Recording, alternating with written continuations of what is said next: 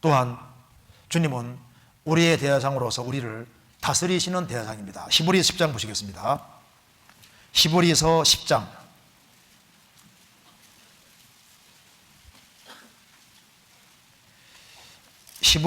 10장 21절.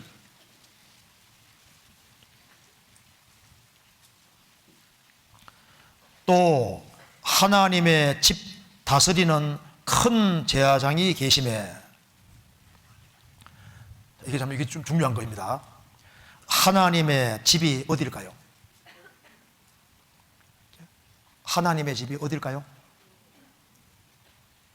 잘 몰라요? 찾아볼까요? 하나님의 집이 뭔지 봅시다. 하나님의 집 다스리는 큰 제사장이 계심에, 성경 디모데전서 3장 보시겠습니다.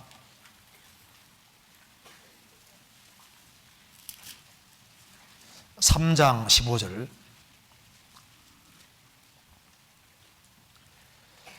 만일 내가 지체하면 너로 하나님의 집에서 어떻게 행하여야 할 것을 알기를 함이니 이 집은 살아계신 하나님의 교회요 진리의 기둥과 터니라.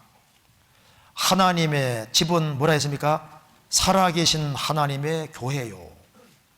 그러니까 교회가 하나님의 집인데 하나님의 집 다스리는 큰 제사장이 계심에, 이걸 우리가 알아야 됩니다. 그러니까 하나님의 집을 다스리는 큰 제사장이 계시다. 지금 큰 제사장 바로 예수님이 하나님의 집, 하나님의 집의 머리로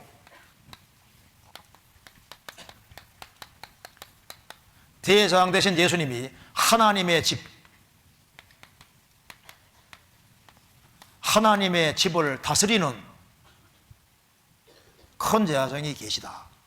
그러니까 이 교회를 직접 치리하시고 다스리는 제사장이 계신데, 이 대제사장이 하나님의 집을 다스리고 계신데 어떤 모습으로 다스리고 계실까요? 이걸 설명해 놓은 것이 바로 요한계시록 1장입니다. 찾아보시겠습니다. 요한계시록 1장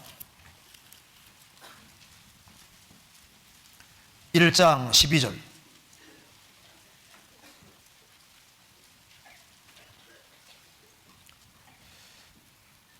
몸을 돌이켜 나더러 말한 음성을 알아보려 하여 돌이킬 때 7 금촛대를 보았는데 촛대 사이에 인자 같은 이가 발에 끌리는 옷을 입고 가슴에 금띠를 띠고 그 머리와 털의 희기가 흰 양털 같고 눈 같으며 그의 눈은 불꽃 같고 그의 발은 풀무에 단련한 빛난 조석 같고 그의 음성은 많은 물소리와도 같으며 그 오른손에 7별이 있고 그 입에 좌우에 날선 금이 나오고 그 얼굴은 해가 힘있게 비치는 것 같더라.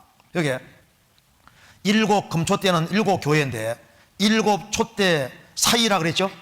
사이가 in the midst of 제일 중앙입니다. 그러니까 하나님의 집에, 교회의 제일 센터 중심에 주님이 계시는 거예요. 그런데 보면은 촛대 사이에 인자 같은 이가 있는데 발에 끌리는 옷을 입고, 이게 무슨 말입니까? 발에 끌리는 옷이라는 게 무슨 말합니까? 발에 끌리는 옷, 긴 옷을 입고 있는 것이 구약시대 제사장들은 다 긴 옷을 입고 있습니다. 그러니까 이게 예수님이 발에 끌리는 옷을 입었다는 말 자체가 뭡니까? 예수님이 대제사장으로 지금 활동하고 계시다, 그걸 말해주는 거예요. 무슨 이해되시죠? 발에 끌리는 옷을 입고, 이 말이 긴 옷을 입고 이렇게 있다는 거 자체가 대제사장이다, 그 말이에요. 제사장으로 지금 계시는 거예요.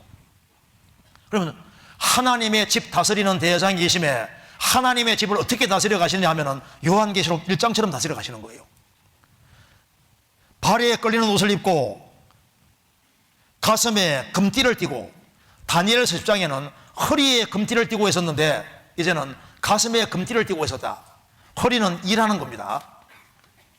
다니엘서 10장에서는 예수님이 아직 오시기 전이니까, 구원을 완성하기 전이니까 허리에 띠를 띠고 있었는데 이제 죽으시고 부활하신 이후에는 가슴에 금띠를 띠고 있다. 높아지신 그리스도가 가리키는 겁니다. 고관 대작들은 옛날부터 가슴에 띠를 띠잖아요. 가슴에다가 높아지신 그리스도, 우리를 사랑으로 품으시는 그리스도가 가리키는 거예요. 구원을 완성하신 그리스도가 가리킵니다. 그리고 그 머리와 털의 희기가 흰 양털 같고 눈 같으며, 자, 주님의 머리털이 어떻다고요? 흰색입니다. 흰색. 그런데 여기에 머리에 털의 희가 신 양털 같고 눈 같으며, 성경 이사야 1장 18절에 보면은 너희 죄가 주홍 같을지라도 눈과 같이 희어질 것이요 진홍같이 붉을지라도 양털같이 되리라. 여기 왜 양털과 눈이라고 표현했냐면 우리를 깨끗하게 하시는 분이 우리 가운데 둘이 역사하시는 겁니다. 그러니까 우리가 주님 역사하시는 교회 연결되어 있으면 우리가 깨끗하게 자꾸 되어가는 겁니다. 죄를 사함받고 성결하게 되어가는 거예요. 그리고 머리털이 흰색이라는 것은, 머리가 흰색이면 나이가 많이 먹은 겁니까? 적게 먹은 겁니까? 그렇죠. 예수님 머리털이 희다는 것은 예수님은 노인 중에 노인이시다. 그러니까 영원부터 영원까지 계신 분이니까 우리 가운데 연세가 제일 많이 잡수신 분이 계시는 거예요. 몇 살입니까? 몇 살? 영원살. 그러니까 무한살. 그러니까 무한한 지혜를 가지시고 무한한 사랑을 계시고 무한부터 무한까지 계시는 바로 그분께서 우리 가운데로 들어서시니까 머리가 휘어지면은 노인은 지혜가 있는 것처럼 예수님은 무한한 지혜 가지신 분이 우리 가운데 계시는 거예요. 그러니까 이 주님 역사하시는 교회에 연결되어 있으면 뭘 배우냐 하면은 지혜라는 걸 배우게 되는 겁니다. 지혜를 배우게 되고, 그리고 나이가 들어갈수록 사랑이 깊어지기 때문에 주님의 지혜를 배우고 주님의 사랑을 깨달아가고 사랑이 점점 더 많이 느껴지게 되어 있는 거예요. 그리고 눈은 불꽃 같고 다 아시는 눈입니다. 그의 발은 풀무에 단련한 빛 같고 빛난 주석 같고, 그러니까 옳지 않은 것에 대해서는 심판하시는 심판주를 가리키는 겁니다. 그의 음성은 많은 물소리와 같으며, 음성이 힘이 있습니다.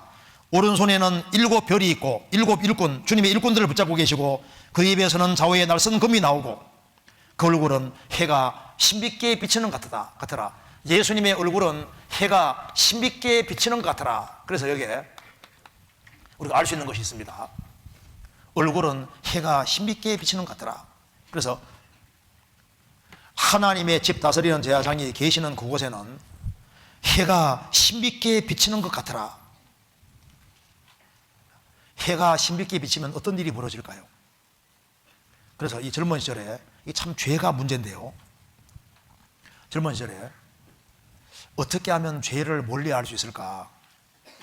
하나님의 집 다스리는 제사장이 계시기 때문에 하나님이 다스리시는 그 구원받은 사람들이 모인 무리 가운데 적극적으로 연결되어 있으면 주님의 빛으로 죄에서 멀어지게 되어 있는 겁니다.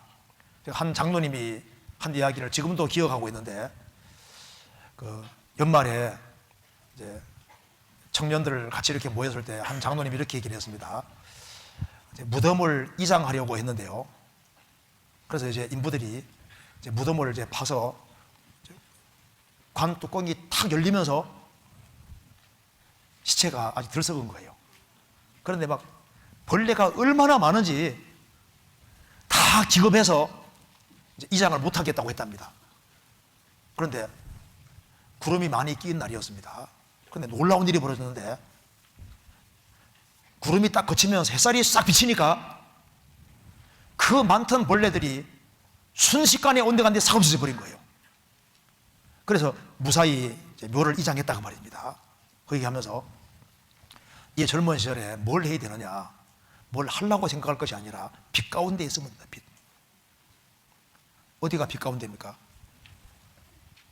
하나님의 집 다스리시는 제사장이 계심에, 하나님의 집이 바로 교회고, 교회에 연결되어서 주님의 빛을 계속 받으면 이 빛은 살균 작용이 있는 것처럼 주님의 빛은 죄를 몰아내는 성질이 있습니다.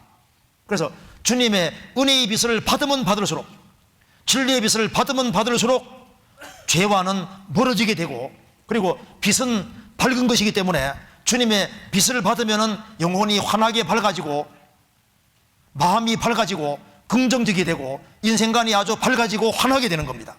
또한 주님의 빛은 사랑의 빛이기 때문에 주님의 빛을 받으면 주님이 나를 얼마나 사랑하는지를 깨닫게 되고, 내가 연약하지만은 주님은 나를 사랑하신다는 걸 깨닫게 되는 거예요. 소망 없는 세상에 주님의 빛은 소망의 빛이기 때문에 주님 빛을 받으면은 소망의 사람이 되는 겁니다. 또한 주님의 빛은 놀랍게도 치료하는 광선입니다. 그래서 내가 비록 상처를 받았을지라도 주님이 태양처럼 빛을 환하게 비치는 곳에 있으면은 상처받은 상처가 치료가 되잖아요. 위로받지 못하던 내가 위로를 받게 되고 마음의 용기를 받고 힘을 얻게 되는 거예요.